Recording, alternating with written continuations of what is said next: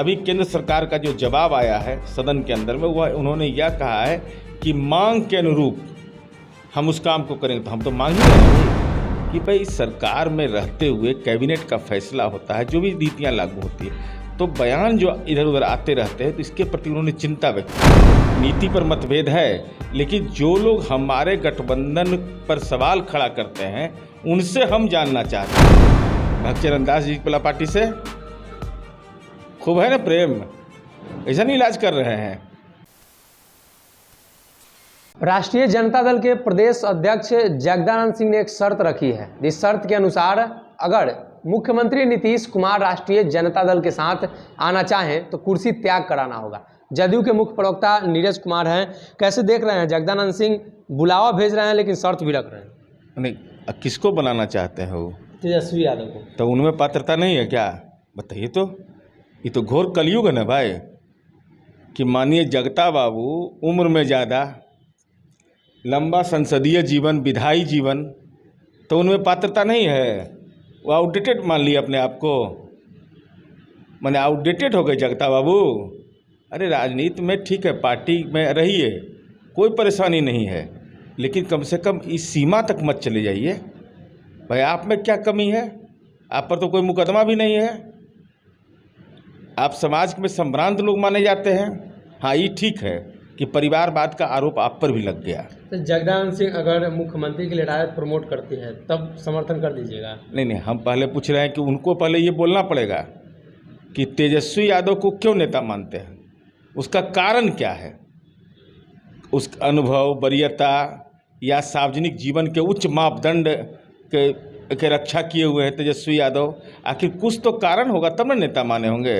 इसे हम मानिए नीतीश कुमार जी को नेता मानते हैं, तो हम इसलिए मानते हैं कि नीतीश कुमार जी ने सार्वजनिक जीवन के मूल्यों की रक्षा की है। नीतीश कुमार जी परिवारवाद में नहीं है, नीतीश कुमार जी में भ्रष्टाचार का आरोप नहीं है। लेकिन आप जिनको नेता सेकेंड जनरेशन को मान रहे हैं, तो यह वचन दीजिए बिहार को कि सेकेंड जनरेशन की थर्डो जनरेशन में हाथ लगाइएगा, ये तय कर लीजिए सब लोग।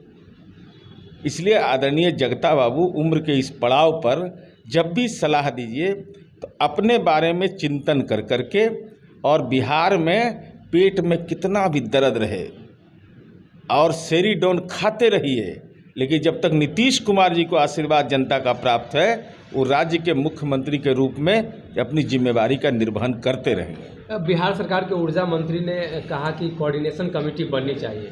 गठबंधन है तो फोरम पे बातचीत होनी चाहिए। तो इसको लेकर राष्ट्रीय जनता दल कह रही है कि इन लोगों को आपस में बनता नहीं है, कोऑर्डिनेशन कमेटी, ये कमेटी बार बार मांग करते हैं। उनको बन रहा है ना, भगचरण दास जी पला पार्टी से खूब है ना प्रेम, ऐसा नहीं इलाज कर रहे हैं।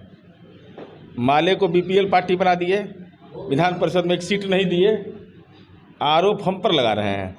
अरे गठबंधन पूरे तौर पर मजबूत है, 7 निश्चय पार्ट 2 पर है कहीं दिक्कत, हर खेत तक पानी पहुंचाएंगे है कहीं पर देख रहे हैं विवाद है। तो हमारा गठबंधन नेता कौन? नीतीश कुमार जी। नीतीश कुमार जी के नाम पर मतभेद है, किसी को नीति पर मतभेद है, लेकिन जो लोग हमारे गठबंधन पर सवाल खड़ा करते हैं उनसे हम जानना चाहते हैं कि अखिल भारतीय कांग्रेस पार्टी से राजनीतिक एलर्जी क्यों हो गया। चूँकि वह अपने आप को कहता है गांधीवादी विचारधारा की हम पार्टी हैं, तो गांधीवाद से मतभेद हो गया है, या कांग्रेस का राजनीतिक इलाज कर रहे हैं, या समाज के अंदर एक सामंती मानसिकता है कि जो दलित समूह का प्रभारी है तो उन पर हम आपत्तिजनक टिप्पणी करेंगे।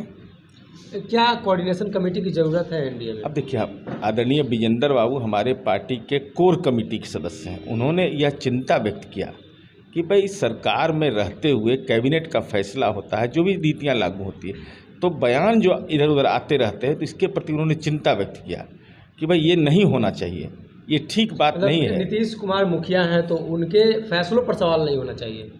बिल्कुल,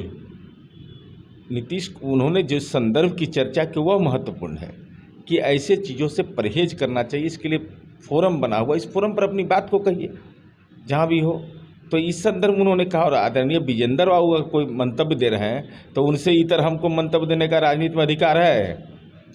केंद्र सरकार सदन में एक बार फिर से सेंट्रल यूनिवर्सिटी की मांग उठी है। बिहार में सेंट्रल यूनिवर्सिटी की समस्या है, मुख्यमंत्री की लंबे समय से मांग है, कैसे देख रहे हैं? देखिए, बिहार में ऐतिहासिक रूप से हमारे साथ घोर अन्याय हुआ। जब देश के दूसरे राज्यों में केंद्रीय विश्वविद्यालय बने तो हमको मौका नहीं मिला। राज्य सरकार अपने संसाधन का भूभाग हम उपलब्ध कराते हैं, तो अभी हमको मोतिहारी और गया में ये 2 मिला है। लेकिन हमारी मांग यह है कि ये पटना विश्वविद्यालय ये गौरवशाली विश्वविद्यालय है और देश के बहुतेरे भारतीय प्रशासनिक सेवा के पदाधिकारी हैं, पुलिस सेवा के पदाधिकारी हैं, शिक्षा संवर्ग के बहुत सारे लोग हैं, जो पटना विश्वविद्यालय पूर्वोत्तर क्षेत्र का ऑक्सफोर्ड कहा जाता था। तो ऐतिहासिक धरोहर के प्रति केंद्र सरकार को हमने कहा कि सम्मान करते हुए पटना विश्वविद्यालय को केंद्रीय विश्वविद्यालय का दर्जा दिया जाए। लेकिन अभी केंद्र सरकार का जो जवाब आया है सदन के अंदर में, वह उन्होंने यह कहा है कि मांग के अनुरूप हम उस काम को करेंगे। तो हम तो मांग ही रहे हैं भाई, हमको दीजिए केंद्रीय विश्वविद्यालय। मांग कमज़ोर नहीं हो जा रही है आप लोगों की? नहीं, तर्क की बुनियाद पर होता है।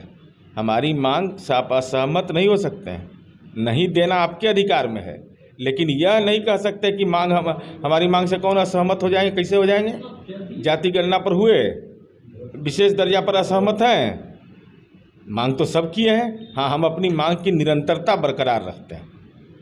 जी, नीरज कुमार थे जिन्होंने तमाम सवालों का जवाब दिया है। खासतौर पे जो सेंट्रल यूनिवर्सिटी का मामला देश में एक बार फिर से बिहार को लेकर उठा है, उसको लेकर भी इन्होंने स्पष्ट किया है कि ये मांग हमारी पहले से है।